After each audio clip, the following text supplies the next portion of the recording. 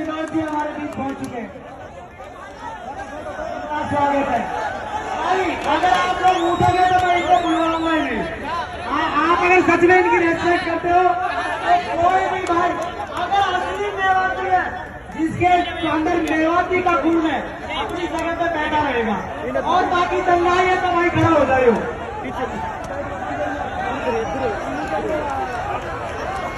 कोई भाई चिल्लाएगा नहीं, हमारे बैठे हैं, हमारा सम्मान बैठा है और हमारा अनुशासन ही जिता पाएगा। अगर मेवाती का खून हो तो एक जगह बैठे रहेंगे, शांति से सुनेंगे। समय का शॉर्टेज है, वक्त का ध्यान रखेंगे।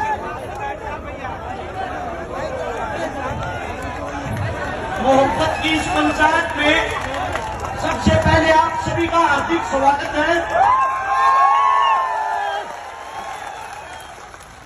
अरस चिकारा की तरफ से आप सभी के चरणों में हाथ जोड़कर राम राम, सत श्री अकाल, अस्सलाम वालेकुम। आप लोगों का प्यार दिखाई दे रहा है, लेकिन एक चीज मेरी तरफ से हाथ जोड़कर आप सबसे विनती है, सिर्फ 2 मिनट के लिए सब चुप होकर बैठेंगे, कोई ताली नहीं बजाएगा। हम पंचायत में आए हैं, अगर इस पंचायत में कोई फैसला ही नहीं निकला तो पंचायत क्या हुई? इसलिए आप सबसे गुजारिश है, 2 मिनट तक कोई भी ताली नहीं बजाएगा, किसी के मुख से कोई भी आवाज नहीं निकलनी चाहिए। भाई साहब शांति बनाए आप लोग। सबसे पहले मैं चरणों में राम राम करता हूं। यहाँ पे जो क्रांतिकारी जिनसे हमने लड़ना सीखा, जो हमारे योद्धा हैं आज के, राकेश टिकैत जी, गुरुनाम चढ़ूरी जी, मेरे अंकल जी राकेश कोत जी, सुरेश कोत जी, माफी चाहूंगा, सत्यपाल मलिक जी और मेरी मातर शक्तियां, मेरी जितनी बहनें, ये सब आज की योद्धा। एक बार जोरदार ताली बतानी तो इनके लिए बताओ। अब बात आती है, हिंदुस्तान था जब हम सब एक थे, आजादी के बाद हम हिंदू मुसलमान कैसे हो गए? हमारे को सर्टिफिकेट कौन बच रहा है? वो संघ जिसने अंग्रेजों की खाकी चड्डी पहननी शुरू की, खाकी चड्डी पहनकर वो संघ हमारे को सर्टिफिकेट दे रहा कि तू हिंदुस्तानी है, तू हिंदू है, तू मुसलमान है। मैं एक बात कहता हूं, अगर किसी के पास हो इस महफिल के अंदर, अगर संघ के अंदर किसी ने कोई कुर्बानी दी हो, संघ वाले किसी आदमी ने आजादी के लिए कहीं खून पाया हो, उसका नाम मुझे बताना, अपने ऑफिस में फोटो लगवाऊंगा। एक आदमी ढूंढ के बता देना। संघ तो वो बड़ा नंग है जिसने हमारे को अलग कर दिया। अब बात आती है मेवात और मेवातियों की। मेवाती लोग मेव कौन है? सबसे पहले हिंदुस्तान की जो गिनती हुई जनसंख्या की 1971 और 72 में, उस टाइम आप लोगों की गिनती करी गई हिंदुओं में। 1901 में दोबारा से गिनती हुई। आप लोगों को अंग्रेजों ने बोल दिया, भैया आप हिंदू नहीं हो, आप तो मुसलमान हो। इनकी गिनती कर दी मुसलमानों में। फिर 1926 के दौरान, 25 और 26 के दौरान इन पर ठप्पा लगा दिया कि आप सब मॉडर्न हैं। भाई साहब मैं बैठा दूंगा, बच्चों बैठ जाओ, नीचे बैठो, शांति बना लो यार, कमाल कर रहे हो, अपने आदमी प्रोग्राम बिगाड़ोगे। हाथ जोड़कर विनती, आवाज नहीं आनी चाहिए, आप सभी से विनती है।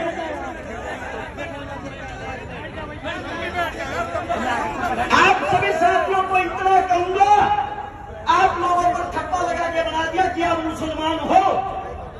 1947 में जब हम आजाद हुए, आजाद के बाद एक मिनट, हमारे बीच में एक गुजरों को टोल किट के रूप में इस्तेमाल करते हैं यहाँ मेवात में। एक बड़े भाई, वैसे तो मैं भी आपके बीच में गुजरी था, पर गुजरों की तरफ से प्यार मोहब्बत का पैगाम लेकर उत्तर प्रदेश से समाजवादी पार्टी के विधायक चौधरी अतुल प्रधान जी हमारे बीच में पधार चुके हैं। प्रधान जी का स्वागत है। वापिस आते हैं मुद्दे पे। 1947 में हमें आजादी मिली। यहाँ से मिट्टी खोद के देख लेना, इस मिट्टी के अंदर हिंदू मुसलमान सिख ईसाई सबका रक्त मिलेगा इस आजादी के लिए। लेकिन उसके बाद ऐसी क्या बात आई कि हिंदू और मुसलमान हमेशा के लिए एक दूसरे के दुश्मन हो गए। जवाहरलाल नेहरू और मोहम्मद अली जिन्ना दोनों को राजनीति का कीड़ा था, दोनों को प्रधानमंत्री बनना था। जिन्ना को बोले अपने मोमडन मुसलमान एक तरफ ले जा और न्यारा पाकिस्तान बना ले, तेरे को प्रधानमंत्री बनना, तू वहां बन जा। और जवाहरलाल बोला मैं हिंदुओं पर राजनीति करूंगा, इनका प्रधानमंत्री मैं बनूंगा। दो देश अलग हुए सिर्फ राजनीति के लिए। जब राजनीति के लिए दो देश अलग हुए, हिंदू मुसलमानों में इन लोगों ने, इनकी तुच्छी राजनीति ने मारकाट मचवा दी। उस मारकाट के अंदर मेवात का भी नंबर आता है। जब मेवात का नंबर आया, मेवातियों को बोला गया हिंदुस्तान को खाली करो, यह आप लोगों का देश नहीं है, पाकिस्तान चले जाओ। दिल्ली से रेल के अंदर बैठाते थे, आप लोगों को पाकिस्तान भेज देते थे। उस वक्त मेवातियों ने कहा हमारा हिंदुस्तान है, हिंदुस्तान किसी के बाप का नहीं, हम रहेंगे हिंदुस्तान में। और अगर पाकिस्तान लेके जाना है तो हमारी लाश को लेके जा सकते हो, जिंदा मेवाती को नहीं। इस बात का पता लगता है कि मेवातियों ने जिद पकड़ ली।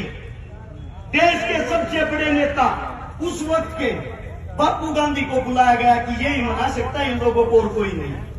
ये हकीले हैं, ये जिस चीज पर अड़ जाते हैं जान दे देते हैं, वापिस नहीं हटते। आपके मेवात नू के अंदर घासेड़ा गांव है, वहां पे बापू गांधी जी आए।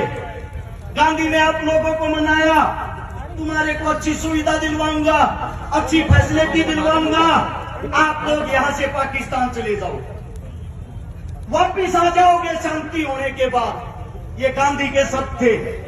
उसी वक्त एक मेवाती बुजुर्ग ने खड़ा होकर कहा गांधी जी हमारे को हमारे देश के अंदर मिट्टी दे दो, मिट्टी नसीब करवा दो, वो काफी है, देश को छोड़ के नहीं जाएंगे।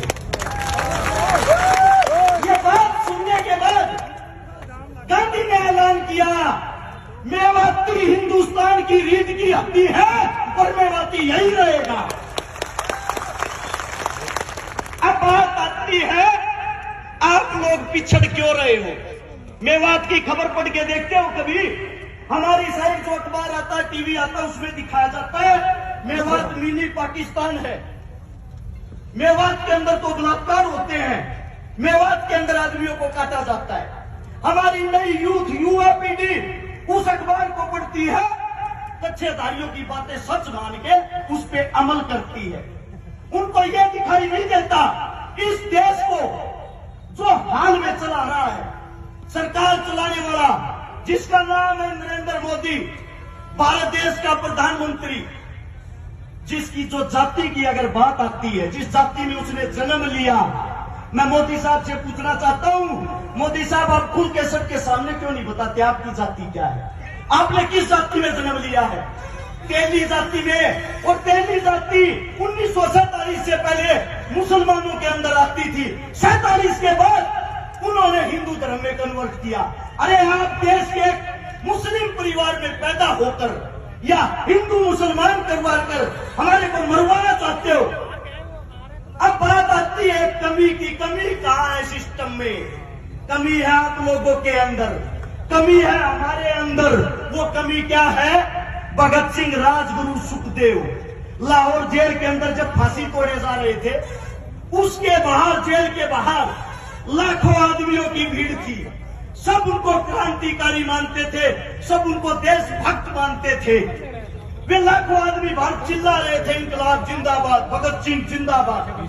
लेकिन एक भी आदमी के अंदर इंसानियत नहीं थी। वहां जितने बाहर खड़े थे, हिंदू, मुस्लिम, सिख, ईसाई खड़े थे, हिंदुस्तानी कोई नहीं खड़ा था। अगर वहां हिंदुस्तानी खड़ा होता, उन सब की ताकत एक होती, वे लाखों आदमी उस जेल की एक एक ईंट उखाड़ते, जेल का नामो निशान नहीं मिलता। और आज भगत सिंह, राजगुरु, सुखदेव तुम्हारे बीच जिंदा होते। वही हालात आज है आप लोगों के लिए। जब हम बोलते हैं, बोलने से पहले तो हर्ष शिकारा सबका, बोलने के बाद बात आती है तो जात जाति से है। और जाट हिंदू थे ही नहीं। कमाल है भाई, हमने हिंदुस्तान के लिए जन्म लिया, हिंदुस्तान के अंदर जन्म लिया है। हमारे बुजुर्ग हमारे सामने बैठे हमारे काका ताऊ, ये रोज रोड़ा पर जब लठ खावे हैं, इनको बोलते हैं ये तो देशद्रोही है। मैं पूछना चाहता हूं, जब बॉर्डर पर कोई बेटा कोई बच्चा शहीद होता है, आप लोगों ने उसकी जाति क्यों नहीं दिखाते? आज तक क्या किसी गुजराती बाबू ने सरहद के ऊपर लड़ाई लड़ी है? आज तक क्या किसी गुजराती बाबू ने हिंदुस्तान के लिए शहीदी दी है? अरे लड़े हम, मरे हम, देश को चलाए हम और देश के राजा वो। आप लोगों के अंदर कमी ये है, आप अपने आप को नहीं पहचानते, आप अपनी ताकत को नहीं पहचानते, आप अपने बच्चों को आगे नहीं बढ़ने देते। ये कमी आप लोगों में। जब आपका बच्चा रोड पे मरता है, 2 आने के तुझ भैये आपके बच्चे को हिंदू मुसलमान बना के मार देते हैं, आप भी उस राजनीति में फंस जाते हो।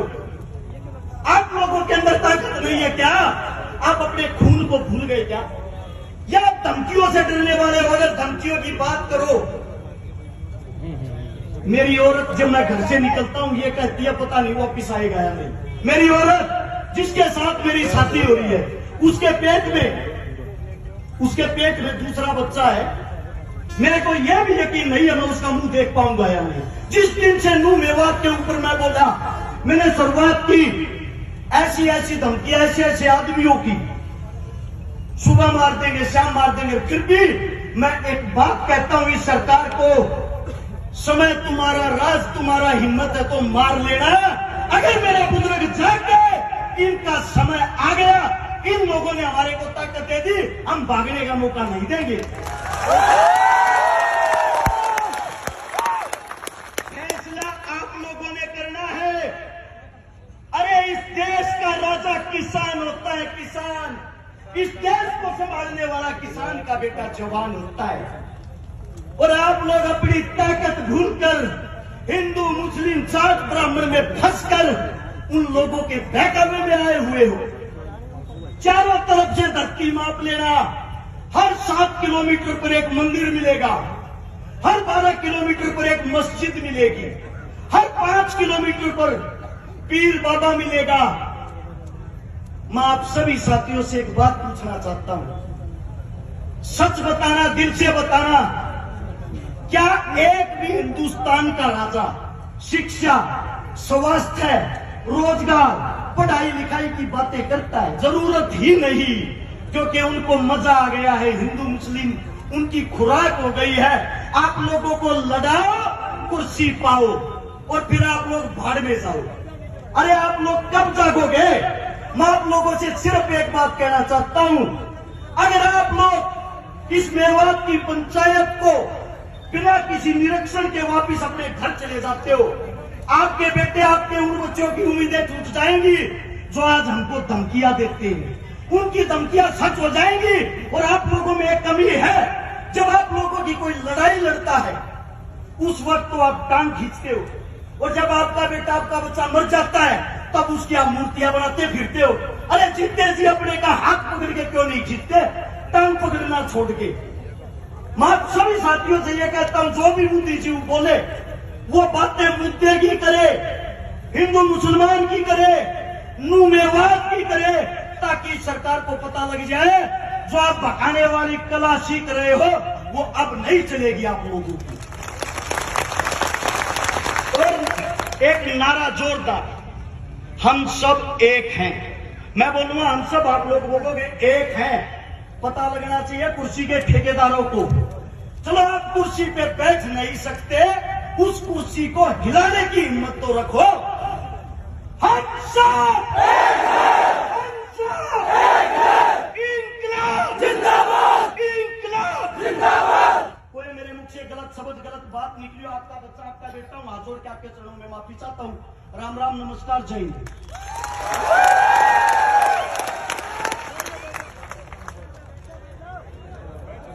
जी बहुत बहुत धन्यवाद। आदरणीय राजा राम जी।